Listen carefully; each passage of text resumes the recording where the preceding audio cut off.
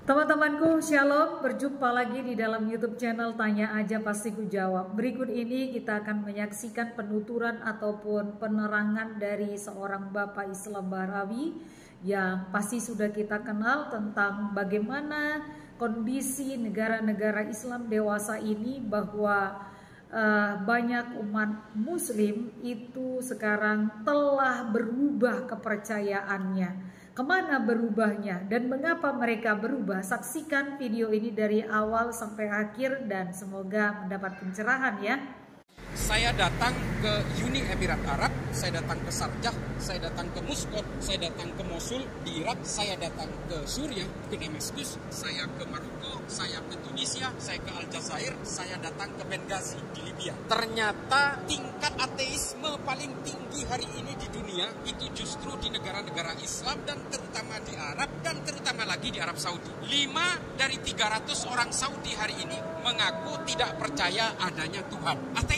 Ateisme ini akibat ulama-ulama kita lalai mengajarkan tentang akidah ketuhanan melalui ilmu pengetahuan. Ulama kita, Pak, lebih sibuk untuk berdebat dan berdiskusi soal recehan, Pak. Bagaimana cara meniduri istri yang sedang haid, itu yang dibahas terus. Bagaimana cara menyiasati istri kalau tidak setuju berpoligami, itu aja yang dibahas terus.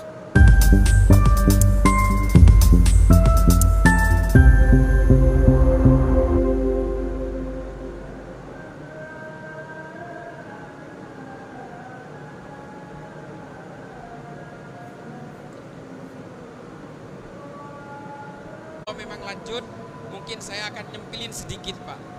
Satu aja, saya mau cerita. Saya ini kan sudah datang ke berbagai negara, Pak. Mungkin hampir 5 benua sudah saya datangi, terutama negara yang berkonflik. Saya tercatat 2 tahun sebagai penasehat pemerintahan Somalia untuk anti terornya. 2 tahun, Pak. Jadi kontraknya 1 tahun, diperpanjang lagi 1 tahun, kemudian menjadi 2 tahun. Sekarang saya juga terikat kontrak dengan pemerintah Filipina menjadi advisory board, semacam penasehat untuk gerakan anti teror di Filipina. Yang Somalia udah selesai. Saya kemarin itu datang ke negara-negara Arab, Pak, ke Timur Tengah dan juga ke Afrika Utara. Saya penasaran bukan hanya dalam persoalan terorisme. Saya penasaran dengan hasil survei yang saya baca bahwa tingkat ateisme paling tinggi hari ini di dunia itu justru di negara-negara Islam dan terutama di Arab dan terutama lagi di Arab Saudi. Saya penasaran dengan ini, Pak. Ternyata 5 dari 300 orang Saudi hari ini mengaku tidak percaya adanya Tuhan. Ateis, Pak. Dan ada satu buku yang ditulis oleh seorang ahli ateis namanya Daniel Dennett. Dia menulis tentang Tuhan ciptaan manusia. God is created by human. Ini judul bukunya. Dan ini paling laris ternyata di Arab Saudi, Pak. E-booknya itu di-download kurang lebih oleh 3,5 juta orang Saudi. Coba bayangkan. Saya penasaran. Apa sih yang membuat anak muda, terutama generasi-generasi produktif Islam di Timur Tengah dan Afrika Utara ini kok tertarik sekali dengan ateisme? Padahal rata-rata undang-undang mereka itu undang-undang berdasarkan agama Islam dan agama mayoritas. Saudi apalagi secara tegas mendeklar undang-undang Saudi berdasarkan Quran dan hadis. Jelas ini. Meskipun sekarang ya pertunjukan musik juga di Semarak, Pak, di sana. Nah, lalu kemudian saya penasaran sehingga akhirnya saya berangkat berbiaya sendiri. Hanya ingin melakukan riset sendiri. Saya datang ke Uni Emirat Arab, saya datang ke Sharjah, saya datang ke Muscat, saya datang ke Mosul di Irak, saya datang ke Suriah, ke Damaskus, dan kemudian juga saya ke Maroko, saya ke Tunisia, saya ke Aljazair, saya datang ke Benghazi di Libya. Itu kunjungan saya terakhir. Lalu kemudian saya pulang, saya mampir ke Berlin, ke Jerman. Nanti saya cerita Nanti saya cerita perjalanan saya ini menemukan apa dan apa kesimpulan saya. Ternyata kesimpulan saya, Pak, ateisme ini ternyata akibat ulama-ulama kita lalai mengajarkan tentang akidah ketuhanan melalui ilmu pengetahuan. Ini kesimpulan saya. Ulama kita, Pak, lebih sibuk untuk berdebat dan berdiskusi soal recehan, Pak. Bagaimana cara meniduri istri yang sedang haid. Itu yang dibahas terus. Bagaimana cara menyiasati istri kalau tidak setuju berpoligami. Itu aja yang dibahas terus. Kita lalai terhadap ilmu pengetahuan, Pak. Ini yang paling penting. Ketika saya ke Sarjah, saya iseng melakukan riset pertama. Saya masuk ke toko buku, saya tanya, ya akhi, Mas, penduduk Sarjah ini berapa jumlahnya? 3.200, Pak. Oh, oke. Buku paling laris di toko buku ini apa? Lalu dia keluarkan, Pak. Ini, Pak. Ini yang beli berapa jumlahnya? Ya, kurang lebih sekitar 1.200 eksemplar. 3.100, Pak, yang beli 1.200. Artinya sudah hampir setengah. Coba bayangkan. Setelah saya lihat bukunya itu adalah buku yang ditulis oleh Stephen Hawking.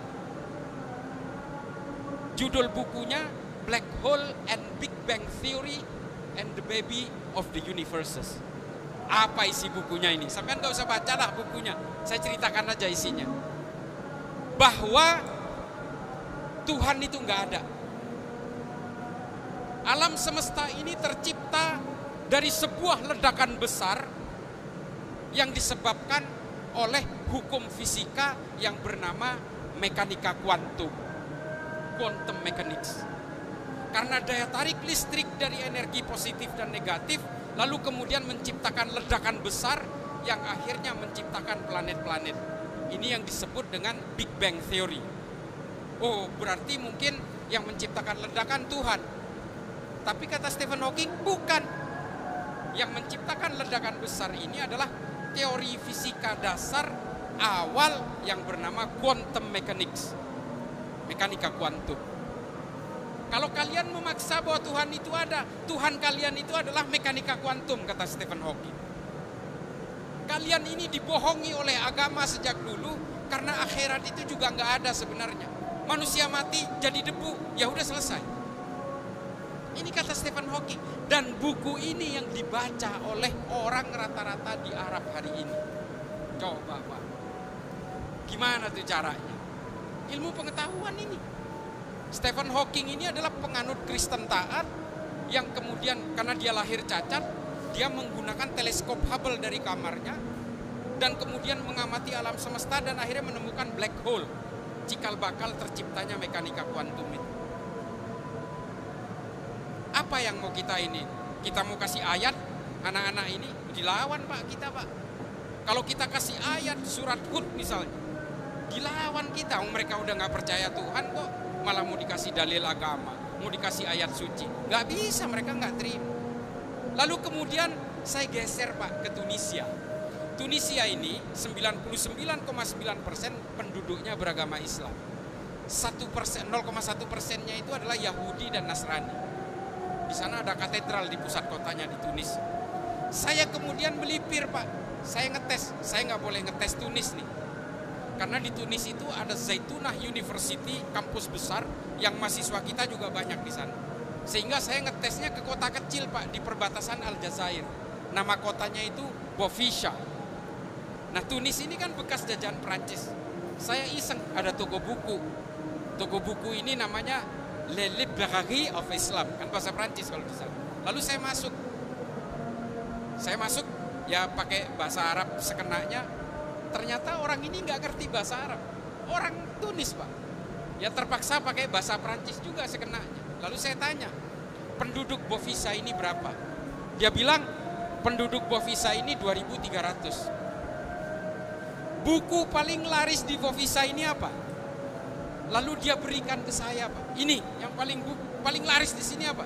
Kira-kira berapa jilid yang laku? 1.700, Pak. Hampir seluruh kota itu beli buku ini. Buku ini ditulis oleh seorang ahli saraf dari Inggris, namanya Richard Dawkins. Judul bukunya The God Delusion, angan-angan tentang Tuhan. Coba. Di dalam buku ini, Pak, saya udah baca sebenarnya. Saya ceritakan, tapi saya iseng juga beli karena saya belum pernah punya buku versi ini yang terjemahan Prancis. Saya beli juga sih. Meskipun buku ini akhirnya ketinggalan di pesawat. Akhirnya di dalam buku ini yang paling laris di Arab ini dikatakan bahwa Tuhannya manusia itu adalah urat saraf. Coba. Mengapa?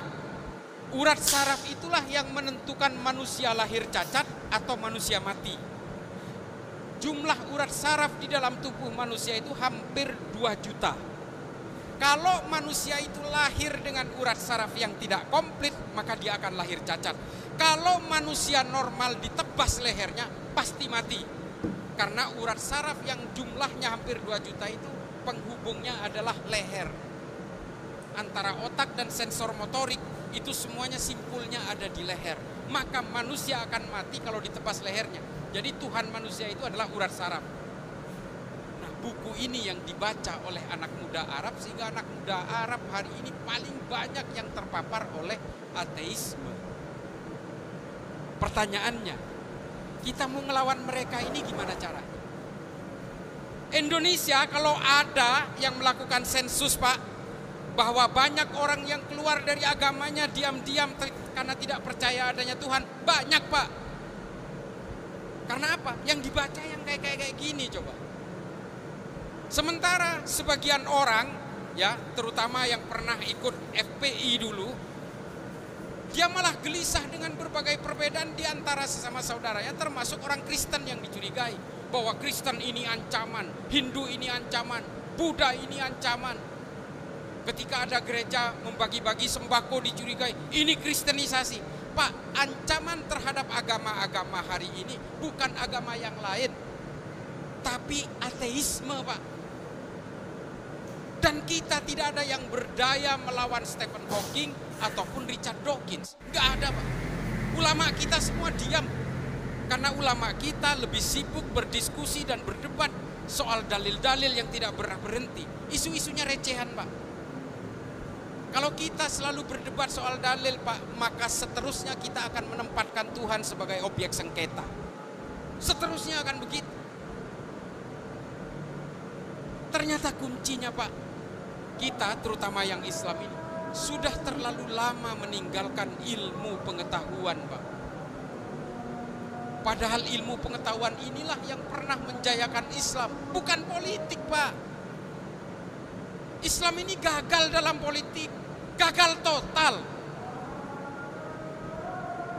Hampir 5 abad, Pak, politik Islam itu menguasai Eropa. Yang disisakan apa sekarang? Gak ada. Masjid jadi gereja semua. Bahkan secara genetik satu pun tidak ada keturunan Islam di Eropa sampai hari ini. Hampir 5 abad, 7 keturunan, Pak, menguasai Eropa. Gagal, Pak. Tapi ilmu pengetahuan Islam sampai sekarang itu masih dipakai oleh seluruh umat manusia apapun agamanya. Yang menciptakan angka 0 itu siapa?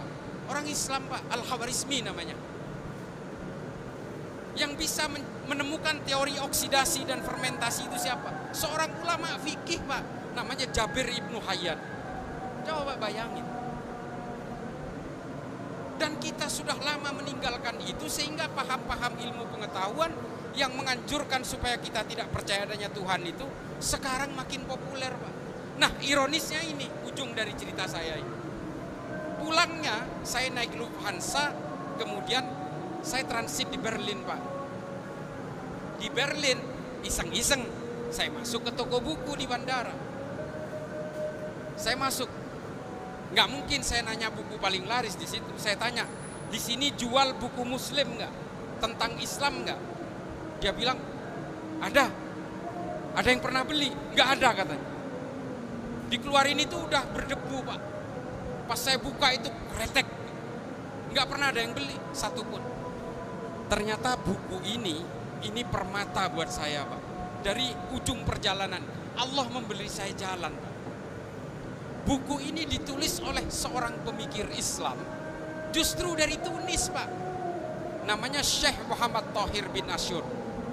Judul bukunya At-Tahrir wa Tanwir, tentang tafsir Al-Quran yang membahas tentang penciptaan alam semesta, yang menggunakan proses analisis berdasarkan kitab Injil Kejadian yang dikenal di dalam dunia Kristen sebagai Genesis. Syekh Muhammad Thohir membuat perbandingan antara pemikiran-pemikiran agama samawat dengan terciptanya alam semesta yang dituangkan dalam satu kitab yang namanya At-Tahrir wa Tanwir. Saya baca, Pak, karena bahasa Inggris.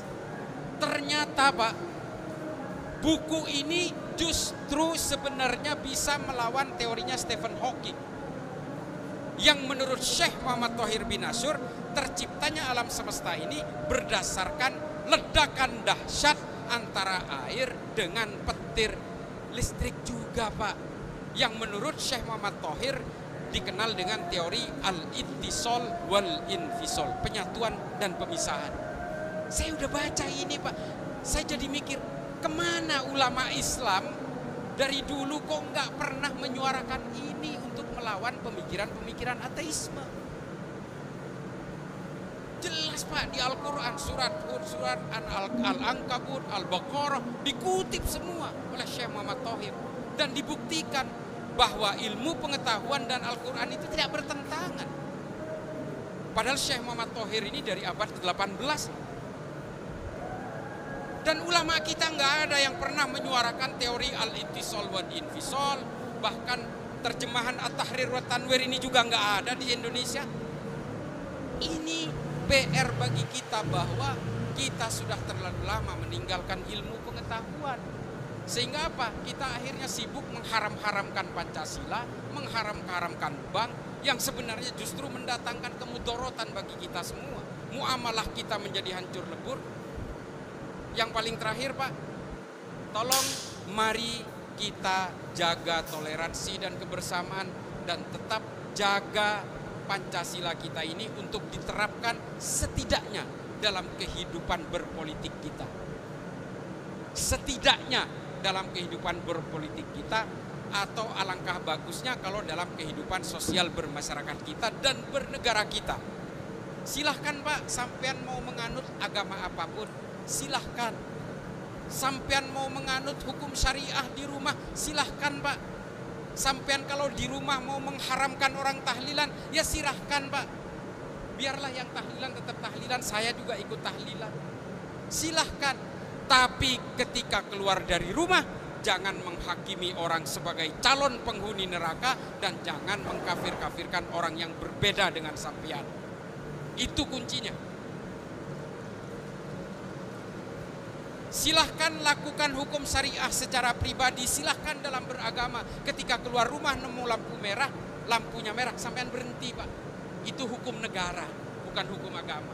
Sampean tunduk kepada aturan negara karena sampean punya Pancasila. Nah, itu yang paling penting dari saya. Mari silahkan kita terus mengglorifikasi keimanan, tapi jangan lupa kita jaga hubungan muamalah kita dalam bernegara.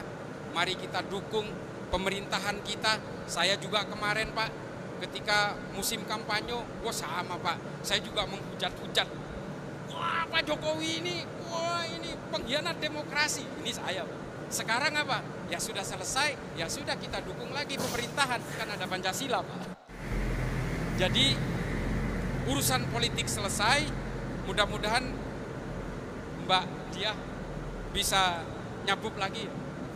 Saya terus terang ini, saya cerita sedikit.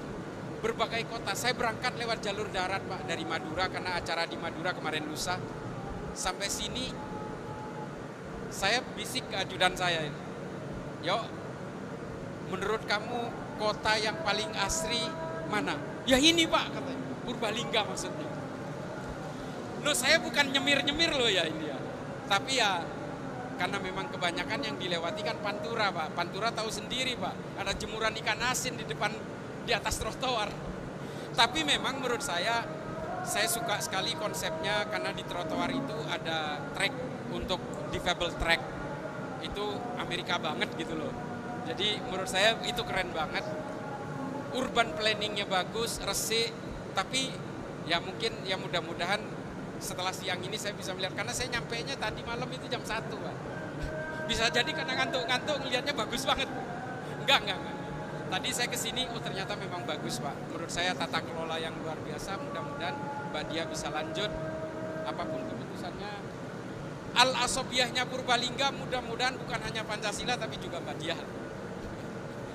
Dan mudah-mudahan kita semua diberkahi oleh Allah. Akhiran, ihdinas siratal mustaqim, la nufarriqu baina ahadin min rusuli wa qalu sami'na wa ata'na ghufranaka rabbana wa ilaikal masir. Wallahul muwaffiq ila aqwamit thoriq. Assalamualaikum warahmatullahi taala wabarakatuh. Puji Tuhan, kita sudah menyaksikan bagaimana Bapak Islam Bahrawi menerangkan tentang bagaimana kondisi negara-negara Islam pada dewasa ini, khususnya negara Islam yaitu Arab Saudi yang dikatakan justru mencatatkan angka pertumbuhan ateis terbesar di dunia. Tentu kondisi ini tidak sejalan dengan pengakuan saudara-saudara kita muslim ataupun para ustadz yang mengatakan bahwa justru yang terjadi adalah banyaknya mu'alaf, banyaknya orang menjadi muslim, tetapi kenyataannya adalah justru orang-orang Islam banyak yang menjadi ateis, banyak yang menjadi murtadin. Dan tentu melalui video ini juga kiranya orang-orang Kristen juga mendapatkan pembelajaran agar lebih hati-hati, agar lebih taat kepada ajaran yang benar, ajaran kitab suci, ajaran Tuhan Yesus yang diteruskan oleh para rasul dan yang disampaikan kepada gereja mula-mula dan juga kepada orang-orang Kristen pada zaman ini. Biarlah kiranya setiap orang Kristen dan pemimpin-pemimpin Kristen lebih mawas diri dan lebih mengajarkan akan ajaran yang benar, ajaran yang sesuai dengan kebenaran kitab suci, sehingga orang-orang Kristen makin taat dan setia kepada Tuhan Yesus. Tuhan Yesus memberkati.